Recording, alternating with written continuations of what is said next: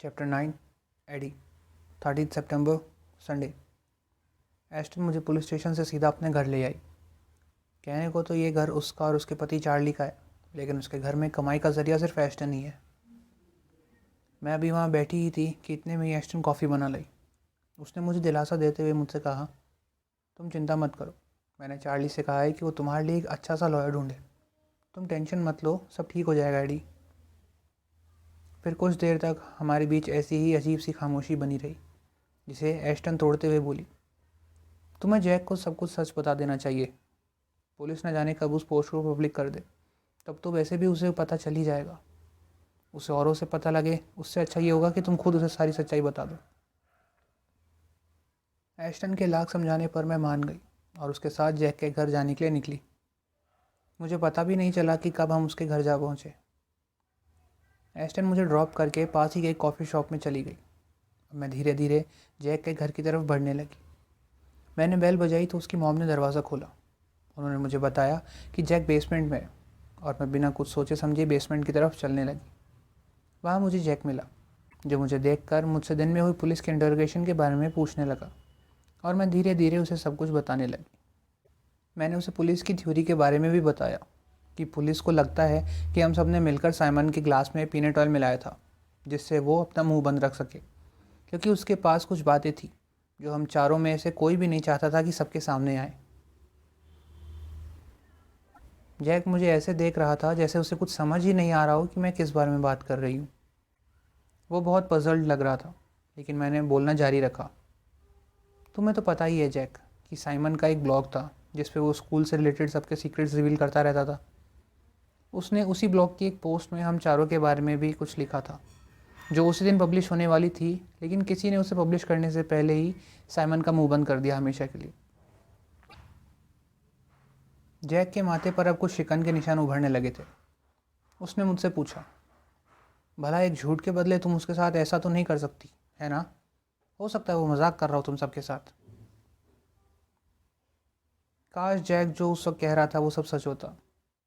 काश ये सब बस एक झूठ ही होता, लेकिन ऐसा नहीं है। मैंने उसे धोखा दिया है और यही सच्चाई है। मैंने अपने इन दिमागी ख्यालों से बाहर आकर एक बार फिर से उसे सच्चाई बताने की हिम्मत जुटाई और उससे कहना शुरू किया। मैंने उसे बताया कि जब वो यहाँ नहीं था तब मैं और टीजे कुछ करीब आ गए थे, कुछ ज़्यादा ही करीब। हमारी नज़दीकियाँ बहुत बढ़ चुकी हैं। इस बात का एहसास मुझे बाद में जाके हुआ। मैं तुमसे झूठ नहीं कहना चाहती थी और ना ही तुम्हें अंधेरे में रखना चाहती थी, लेकिन मैंने तुम्हें खोने के डर से कुछ ना कहा। आई एम सॉरी जैक, मुझे मेरी गलती का एहसास है और पछतावा भी। प्लीज़ मुझे माफ़ कर दो।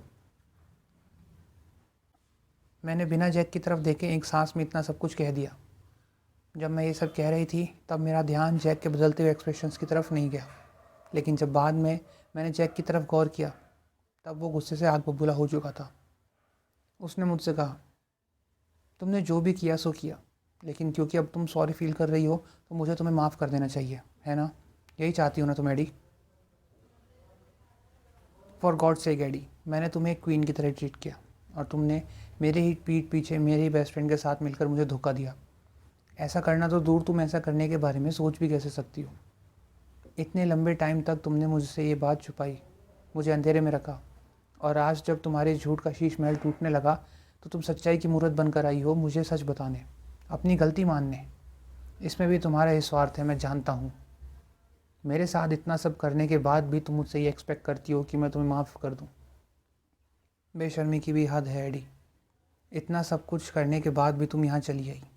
अब अगर तुम अपनी भलाई चाहती हो तो मेरे घर से तुरंत निकल जाओ, चली जाओ यहाँ से। मैं तुम्हारी शक्ल भी नहीं देखना चाहता। कभी मुझसे मिलने की कोशिश मत करना। हमारे बीच में जो भी था वो सब ख़त्म हो चुका है। तुम बस यहाँ से निकल जाओ, चली जाओ यहाँ से, तुम जाओ। जैक ने आज से पहले मुझसे इस तरह का व्यवहार कभी नहीं किया था। उसकी ऐसी बातें सुन के मैं टूट सी गई थी, लेकिन मुझे यहाँ से जाना तो था, क्योंकि शायद अब मुझसे मेरे गलती का बोझ उठाया नहीं जा रहा था। मैं उसके बोझ के तले दब चुकी हूँ और शायद इसी वजह से मैंने आज जैक को सब सच बता दिया। मैं अपने टूटे हुए मन और कांपते हुए पैरों के साथ उठी और जैक के घर से बाहर जाने लगी। बाहर आते ही मुझे एस्टन का टेक्स्ट आया।